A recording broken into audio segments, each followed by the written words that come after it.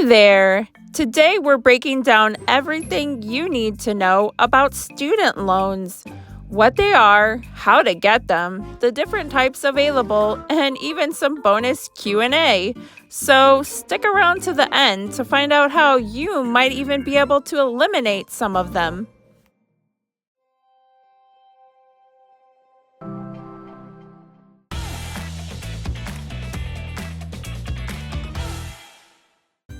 Please do me a favor, like, subscribe, and hit that notification bell before you leave. Welcome back to my YouTube Talks. Today, we'll explore the ins and outs of student loans, including the different types available from federal loans with their friendly benefits to private loans that can feel a bit like a mysterious stranger at a party. Plus, if you stick around for the entire video, you will find out how to make some of them vanish completely. So, what exactly are student loans again?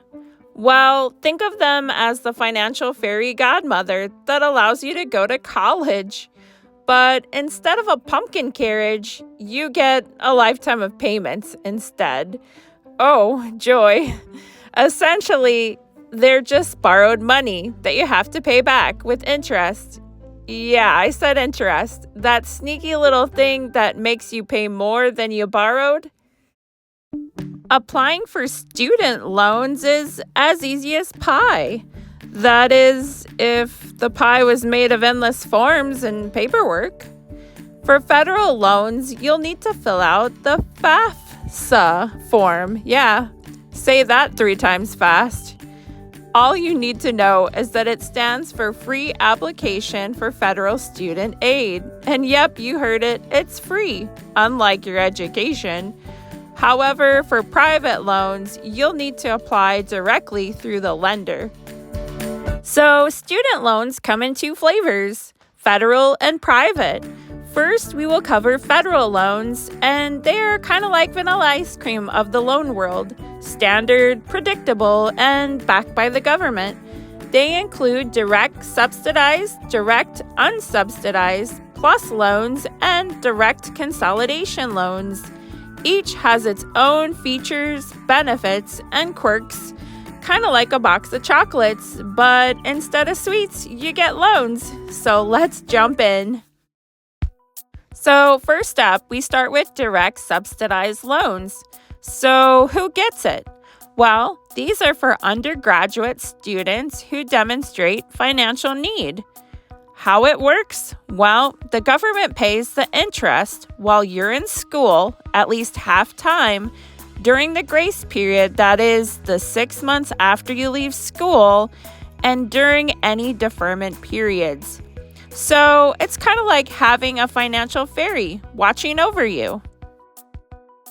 Number 2 is direct unsubsidized loans. So who gets those? Well, they're available to both undergraduate and graduate students. These loans do not require you to demonstrate financial need. They're like that friend who shows up at the party uninvited, but you're secretly glad that they did. So how it works? Well, you're responsible for the interest from the moment the loan is dispersed. If you don't pay it while you're in school, it will capitalize. That's a fancy talk for adding to the principal amount once you enter repayment. So if you like surprises, this one's definitely for you.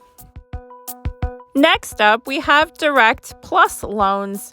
So who gets these ones? Well, these are for graduate or professional students and parents of dependent undergraduate students. They're like the big spender of loans, but they come with more responsibility. So how does it work? Well, plus loans allow you to borrow up to the total cost of attendance minus any other financial aid you receive. However, they do require a credit check, which is like a background check for your money habits. Plus, the interest rate is typically higher than subsidized and unsubsidized loans. So be prepared to pay more for that privilege. Last, we're going to talk about direct consolidation loans. So what are they exactly? Well, it isn't actually a loan type to get money, but rather it's a way to combine multiple federal loans into one. It's like merging your favorite playlists into one mega mix. Who doesn't love that? So how does it work? Well, to apply, you have to go directly through the U.S. Department of Education's website. You can start the process by filling out a consolidation application. Your new interest rate is the weighted average of your old loans, rounded up a bit, no surprises, just a smooth blend. And for repayment terms, you can choose from 10 to 30 years. It's like deciding how long you want to binge. Watching a series is longer, but it isn't always better if it means more episodes of pain, aka interest. So you may be asking, what are the benefits? Well, one payment simplifies your financial life. Fewer payments means less stress. And flexible payment plans. Options like income-driven repayment plans can help ease the monthly burden. This is perfect for when life throws you a curveball. There are a couple of things to watch out for, such as possible loss of benefits. You might lose some perks from your original loans, so be sure to read that fine print because nobody likes surprises at the party. Also, longer repayment means more interest over time. It's the classic dilemma. Do you want that instant gratification now or a brighter financial future later? In essence, direct consolidation loans can simplify your student loan life, but it's important to weigh the benefits and the potential downsides.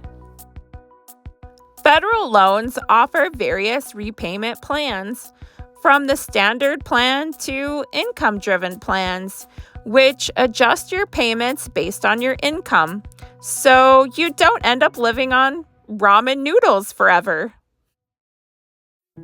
Private loans, on the other hand, are like those weird ice cream flavors that no one really understands. It's offered by banks and lenders with varying terms. Just remember, with private loans, you're playing by their rules, which means higher interest rates, stricter repayment terms, and less flexibility when it comes to options like deferment or forgiveness. Private student loans are loans offered by private lenders, think banks, credit unions, and online lenders, rather than the federal government. While they can help you cover educational expenses, they come with their own set of pros and cons that you'll want to consider before taking the plunge. Don't fall asleep yet. We're gonna talk about interest rates again. Private loans can come with either variable or fixed interest rates. Variable rates can change over time based on market conditions, which is kind of like riding a roller coaster. It's thrilling, but super unpredictable. Fixed rates are more stable, so your payments will be predictable. If you choose wisely, you might just avoid a financial heart attack. Generally, private loans may have higher interest rates than federal loans, especially for borrowers with less than stellar credit. It's like trying to get into an exclusive club. If your credit score is low, you might face a hefty cover charge. Private lenders typically require a credit check to determine your eligibility. If your credit history is looking a bit like a horror movie, think lots of late payments or defaults, then the lender may either deny your application or offer you a higher interest rate. It's like trying to convince your friends that your old karaoke videos are actually cool. Good luck with that. Many private lenders require a cosigner, especially for students who are just starting out and may not have established credit. A cosigner can help you secure a better interest rate. Just remember, if you default, your cosigner is on the hook too. So be sure to choose someone who loves you enough to risk their credit. Private loans often have less flexible repayment options compared to federal loans. Some might require payments while you're still in school, while others might allow for deferment, but not as generously as federal loans.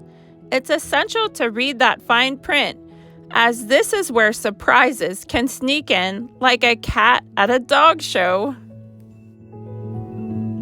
Unlike federal student loans, private loans don't come with benefits like income-driven repayment plans or loan forgiveness options, so be sure to choose your loans wisely. Now, let's talk about some advantages of student loans. Well, first, they help you cover tuition and living expenses, making college more accessible. Managing loans responsibly can also improve your credit score, setting you up for future financial success.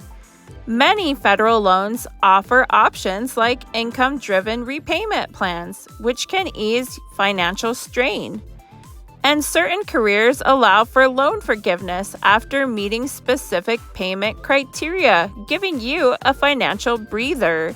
And lastly, federal student loans typically have lower interest rates compared to private loans, which can save you money. Let's cover some disadvantages of having student loans. Well, they can lead to significant debt, weighing you down like a backpack full of textbooks. And interest can accrue, and this will increase your total debt over time. Large student debt can also limit your financial freedom, affecting your future purchases like a house or travel. Now, let's tackle some of those burning questions you might have about student loans. Can student loans affect my credit score? Well, you betcha. Student loans can impact your credit score like a caffeinated squirrel on a sugar rush. Making timely payments can boost your score, while missing them can leave a mark, much like when you forgot to study for that surprise quiz. So, what happens if I can't pay my student loans? Well, the good news is you won't be thrown in a dungeon or anything, but defaulting on loans is serious business. For federal loans, you might have options like deferment or forbearance. Think of them as a timeout for your finances. However, private loans are less forgiving, so it's best to communicate with your lender. Is there a way to pay off student loans faster? Sure thing.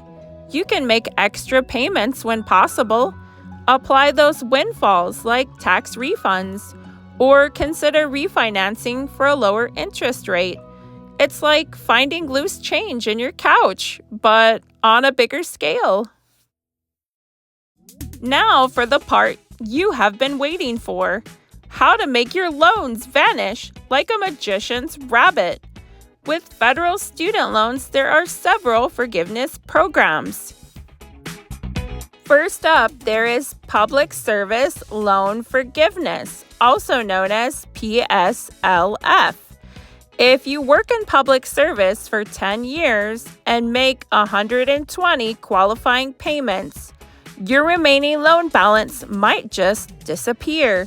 It's like magic, but with paperwork. Next is Teacher Loan Forgiveness. Teachers in low-income schools may qualify for up to $17,500 in forgiveness. It's like a thank you card from Uncle Sam. Last but not least, there is income-driven repayment forgiveness. So after 20 to 25 years on an income-driven plan, Any remaining balance is forgiven. Sure, it's a long time, but hey, it's something. Private loans, on the other hand, are a bit more like stubborn stains. They don't usually qualify for forgiveness, so be sure to plan accordingly.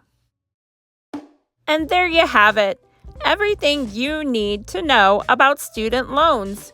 Student loans are a significant part of your educational journey, and managing them responsibly is essential for your financial future. With the right information, you can navigate this process more easily and make choices that benefit you long term. If you want to dig deeper, there are some helpful links in the description below. And while it may feel daunting at times, like trying to find your way through a crowded campus during finals week, remember that you're not alone. Many have faced these challenges, and with patience and diligence, you can find your way through it too. So take student loans seriously, but don't forget to keep your sense of humor intact. I mean, after all, a little laughter can make the journey a lot more enjoyable. Thanks for joining me today. If you found this video helpful, please don't forget to give it a thumbs up, subscribe, and ring that notification bell. See you in the next video. And remember, information is power.